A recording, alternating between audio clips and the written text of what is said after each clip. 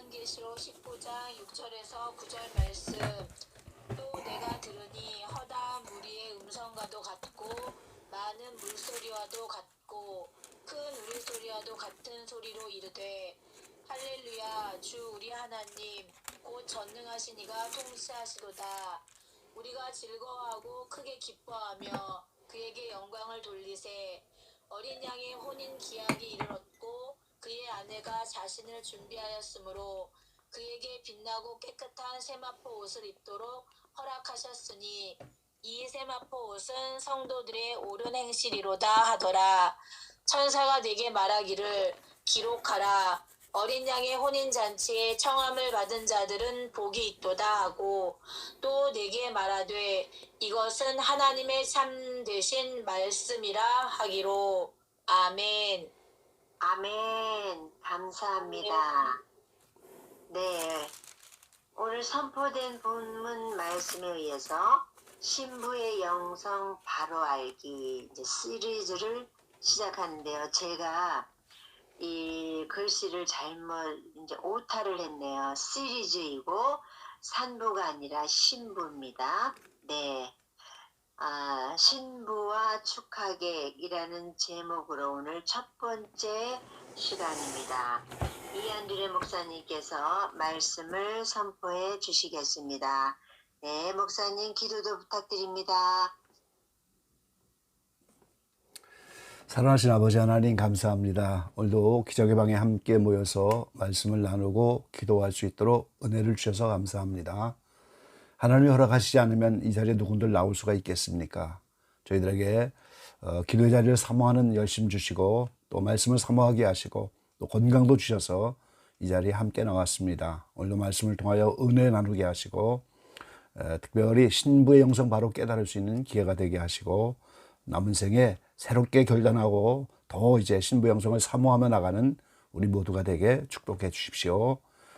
모든 것 주님께 의탁합니다. 예수님의 이름으로 감사하며 기도 올리옵나이다. 아멘. 아멘. 아멘. 예, 샬롬 반갑습니다. 네, 반갑습니다. 신부의 영성 바로 알기 시리즈 이번 시즌에 시작하는데요. 첫 번째 오늘 신부와 축하객 이런 제목으로 말씀을 나누겠습니다. 제가 이제 노년이 됐는데 하는 일이 몇 가지가 있습니다. 주님께 받은 그 사랑의 빛, 또 하나님께 받은 복음의 빛, 이걸 좀 갚는 마음으로 이것저것 하다 보니까 여러 가지 일들을 이렇게 벌리게 되고 감당하게 됐습니다. 개척교회지만 성체교회를 이제 목회하는 게 기본이고요. 제가 영성 클리닉을 오랫동안 해왔어요. 이 상담과 기도를 통해서 영성 치유 사역입니다. 영성 클리닉. 그리고 작년에 도서 출판 성체를 열었죠. 복음의 빛을 갚는 마음으로 책을 좀 12권 정도 써야 되겠다 이런 마음으로 했는데 출판 과정이 까다롭고 출판사 찾기가 어려워서 직접 1인 출판사를 이제 성체로 열고 지금 한 10권 정도의 책이 나왔고 지난주에 필리핀에서 30년 오지에서 목회하는 정바울 목사님이 계시는데 임플란트 치료차 한국에 나오셔서 두 번째 쓰신 책을 성체에서 좀 내달라고 또 이제 그 책을 다음 주에 출판하게 됩니다. 더한 해가 이제 더데이 하나님 나라 내비게이션 제가 첫 번째 쓴 책 제목인데 요한계시록을 중심으로 하여 마지막 때 하나님의 나라 찾아가는 내비게이션 그 지도 그리고 이제 그날 더데이가 가까이 왔다 이런 것을 이제 연구하는 데가 이제 더한의 연구 보급소입니다. 그 일을 이제 또 감당하고 있고요. 작년부터 유튜브를 이렇게 찍어서 성경 시냇가를 통해서 이제 동영상을 한 200개 올렸는데요. 뭐 혼자 겨우 이렇게 아슬아슬하게 유지해가는 그런 형편이죠. 그리고 중요한 사역 중에 하나가 신부당장 영성 세미나 강사인데요. 제가 이 목회 초기부터 계시록에 관심을 가져서 지금 30년 이상 계시록을 했는데 20년 전부터 신부단장 영성 세미나 강사로 이렇게 활동을 하고 있어요. 오늘 이 말씀들을 왜 드리냐면 이 신부단장 영성 세미나를 오랫동안 하면서 느낀 것 중 하나가 신부의 영성을 많은 성도들이 너무나 모르고 있다는 거예요. 교회만 다니면 다 신부인 줄로 심지어는 착각을 하고 있겠죠. 어느 날 집회 장소를 찾아가는데 처음 가는 곳이니까 내비게이션을 열고 가는데 이 내비게이션이 잘못 인식을 해갖고 마을도 없고 사람도 없는 바닷가에다 딱 그냥 저를 이 내비게이션이 도착을 한 거예요. 얼마나 황당합니까? 오랜 시간을 운전하고 왔는데 시간도 얼마 없는데 엉뚱한 장소에다 이렇게 갖다 놨어요. 황당하죠. 하나님 나라에 가면은 신부의 자리가 내 자리인 줄로 알았는데 막상 하나님 나라에 도착해 보니까 아닌 거예요. 내비게이션이 엉뚱한 장소에 갖다 놓은 것처럼 얼마나 황당하겠어요. 얼마나 큰 낭패입니까? 저도 미국에서 이민 생활을 경험한 사람인데 예를 들어서 어느 자매가 미국에 아주 좋은 신랑감이 있어서 미국으로 이제 결혼해서 가려고 이민을 준비 중인데 다시는 한국으로 돌아올 수 없는 형편이다. 이렇게 설정이 된다면 그 신랑과 미국에서 이민 가서 잘 살도록 그 신랑에 대한 정보를 최대한 알려고 하지 않겠어요? 돌아올 수 없으니까 그 신랑과 함께 남은 세계를 살려면 그 미국 생활의 정보, 신랑에 대한 정보에 최선을 다해서 아마 이민을 준비할 거예요. 마찬가지인 거죠.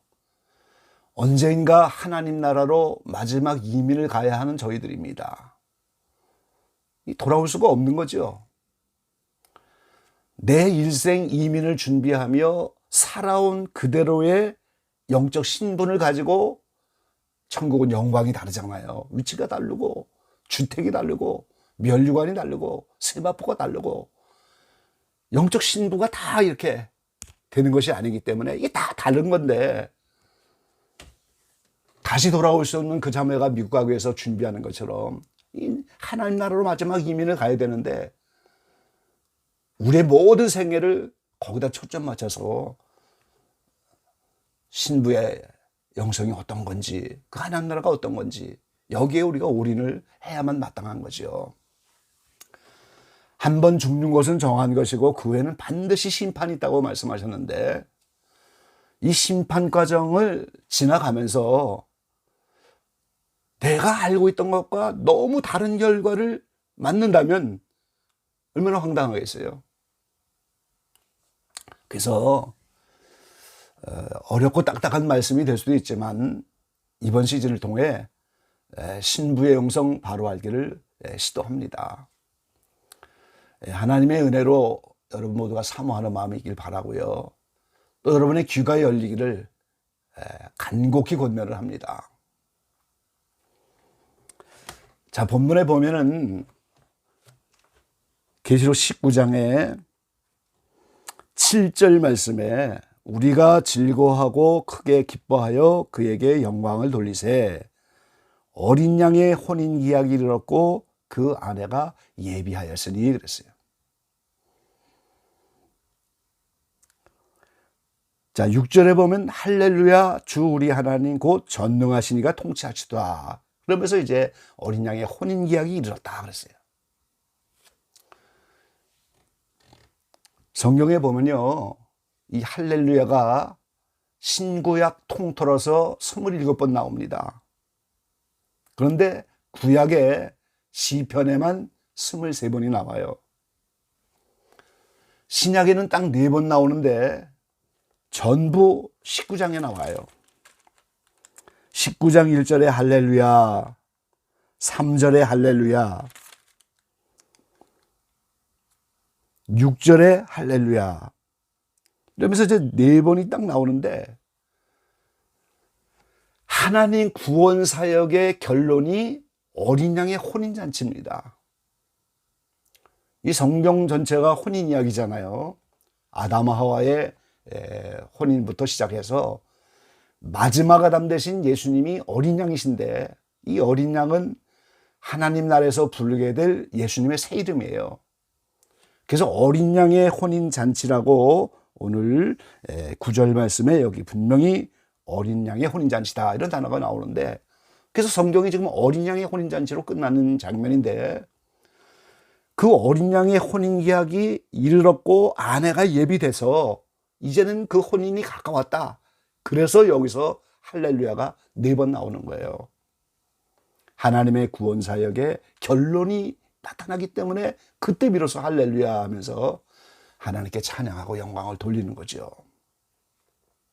그런데 중요한 것은 성경은, 특별히 요한계시록은 신부와 축하객을 계속 구별하고 있다는 이야기예요. 자, 오늘 9절 말씀 보겠습니다.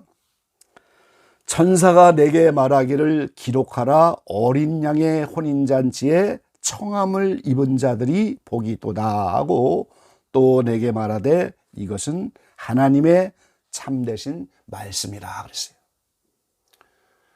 어린 양의 아내가 예비되고 혼인잔치 기약이 이르렀는데 그 혼인잔치에 청함을 입은 자들이 복이 있다. 이것이 참되신 하나님의 말씀이다 그랬어요. 여러분, 세상에서도 혼인을 하면 혼인 서약 순서가 있잖아요. 성혼을 선언합니다. 뭐 다 이제 혼인 서약과 성혼 선언이 뭐 정해져 있는 게 없으니까 다 나름대로 문기를 가지고 하는데, 이 자리에 참석하신 내빈 귀빈 앞에서, 또는 양가 부모님과 일가 친척 앞에서, 물론 신랑 신부 단둘이 결혼하는 그런 특별한 예도 있겠죠. 그런데 일반적인 결혼이라는 개념은 양가 부모님, 일가 친척 모든 축하하러 오신 내빈 귀인 앞에서 두 사람이 부부가 된 걸 서약하고 성혼을 선언하는 거예요. 그러니까 오늘 어린 양의 아내가 준비되고 신부가 이제 나타났는데, 그 어린 양의 혼인잔치에 청함을 입은 자들이 있다. 그래서 신부와 축하객을 구별하고 있다는 사실, 이거를 우리가 분명히 기억을 해야 됩니다. 오늘 몇 가지만 예를 들어서 신부와 축하객을 구별한다는 사실을 기억하고, 내일부터 한 가지 한 가지 7번 남은 말씀을 통해서 계속해서 신부와 축하객을 구별해 줄 말씀들을 살펴보려고 하는 거예요. 자, 계시록 1장 6절 말씀에 보면, 그 아버지 하나님을 위하여 우리를 나라와 제사장으로 삼으신 그에게 영광과 능력이 세세토록 있기를 원하노라. 아멘 그랬어요. 우리를 나라와 제사장으로 삼았다 그랬어요. 요한계시록 5장 10절에도 똑같은 말씀이 있죠. 저희로 우리 하나님 앞에서 나라와 제사장을 삼으셨으니 저희가 땅에서 왕노를 하리로다 그랬어요. 자, 이 나라는 백성이 있어야 되고요, 왕이 있어야 됩니다. 그런데 메시아 왕국인 천년왕국 때부터 하나님 나라가 땅에 내려오는데, 제적일치 시대이기 때문에 왕이 곧 제사장이에요. 제사장이 따로 있고 왕이 따로 있는 것이 아니고 제사장이 왕입니다.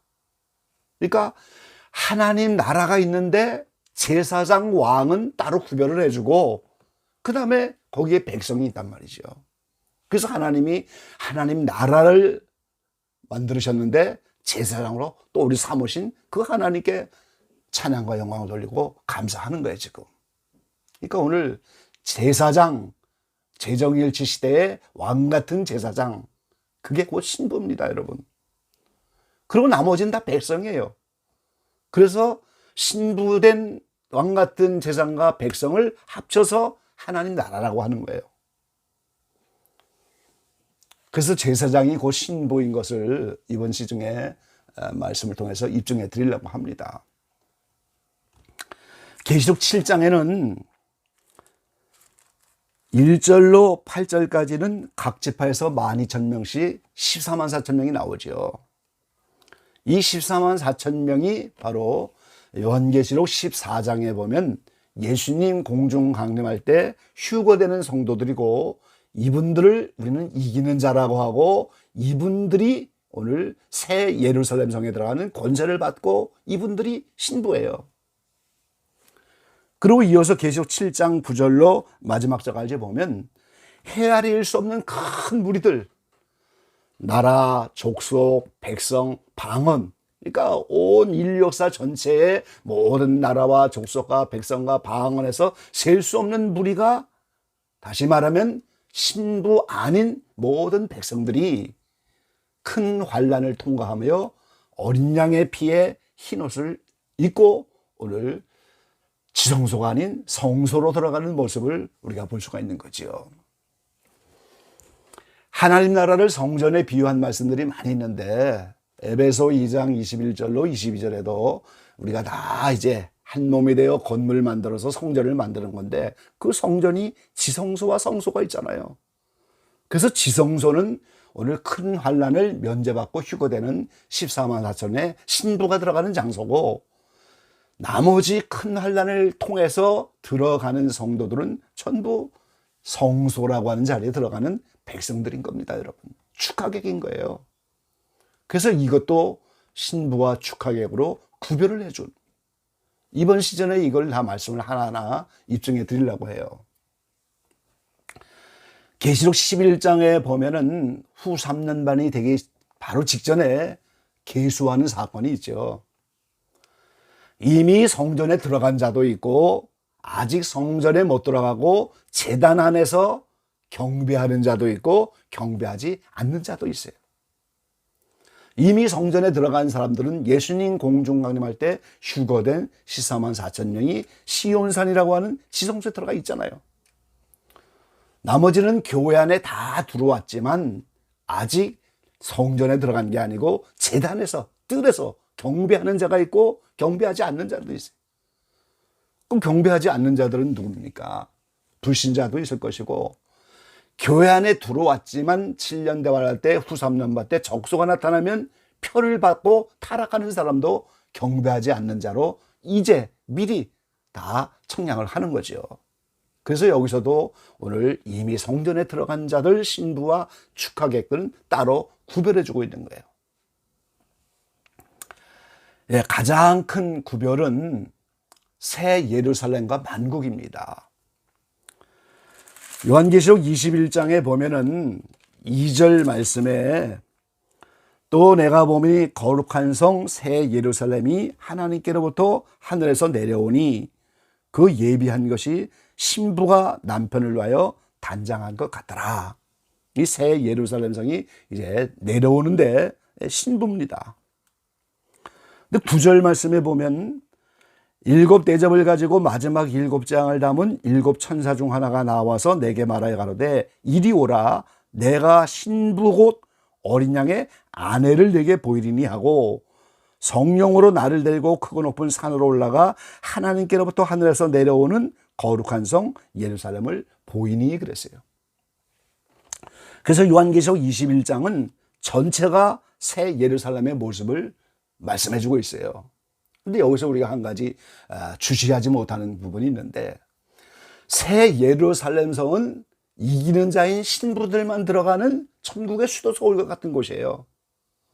그리고 대한민국의 수도 서울을 벗어나면 경기도와 모든 지방이 있는 것처럼 신부만 들어가는 새 예루살렘을 하나님이 중점적으로 21장에 보여주고 있지만, 거기에 오늘 21장 24절 말씀에 보면은 만국이 그 빛 가운데로 다니고 땅의 왕들이 자기 영광을 가지고 그리로 들어오리라 그랬어요.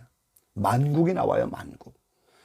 이 교회 시대도 지금 만국이 있잖아요. 천하만국의 복음이 다 전파되면 그제야 끝이 와서 주님이 오신다고 말씀하셨어요. 7년 대환란의 적그리스도가 다스리는 온 세계도 이걸 적그리스도의 만국이라고 하지요. 천년 왕국 때도 온 세상 메시아 그 나라도 만국이에요. 새하늘 새 땅에서도 수도 서울 새 예루살렘을 제외한 모든 백성들이 사는 곳이 만국이에요. 이거를 우리가 알지 못하는 거예요. 마라톤 경기를 하면 카메라가 어디를 주시합니까?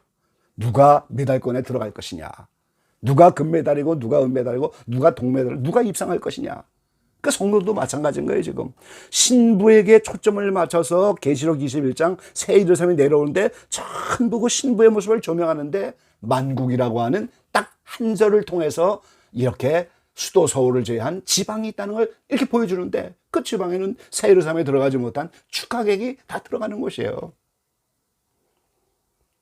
이렇게 성경은 알게 모르게 전부가 신부와 축하객을 구별해주고 있다는 사실인 거죠.